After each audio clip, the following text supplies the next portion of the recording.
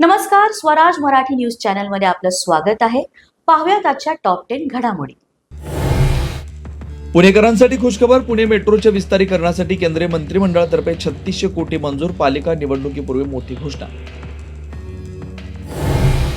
मशिदीवरच्या भोंग्यावरून महायुती सरकारमध्ये मतभेद. किरीट सोमय्या यांनी मशिदीत जाऊ नये. अजित पवारांची तंबी. सोमय्यांची मागणी योग्य. आशिष शेलारांची भूमिका. संसद आणि राज्य विधिमंडळ अंदाज समितीच्या सदस्यांना चांदीच्या थाळीतून शाही मेजवानीचा आरोप.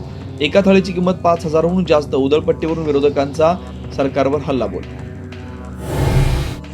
महायुतीतील 7 मंत्र्यांना अजूनही खासगी सचिव नाहीत, तर अनेक मंत्र्यांकडे परवानगी नसतानाही खासगी सचिव आणि विशेष कार्यकारी अधिकारी. सामान्य प्रशासन विभागाकडून अधिकाऱ्यांना कारणे दाखवा नोटीस.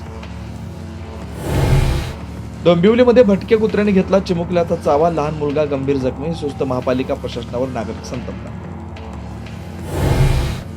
राधा या बहुराष्ट्रीय कंपनीनं कोल्हापुरी चप्पलेचा ब्रँड चोरला. कोल्हापुरी चप्पल व्यापाऱ्यांचा आरोप. जगद्गुरू संत तुकाराम महाराजांची पालखी रोटी घाटात दाखल. तुकोबांच्या पादुकांचं दर्शन घेण्यासाठी प्रचंड गर्दी. हिमाचलच्या कुल्लूमध्ये ढगफुटी. अनेक ठिकाणी मोठं नुकसान. फळबागा नष्ट. जमिनी निघाली खरडून.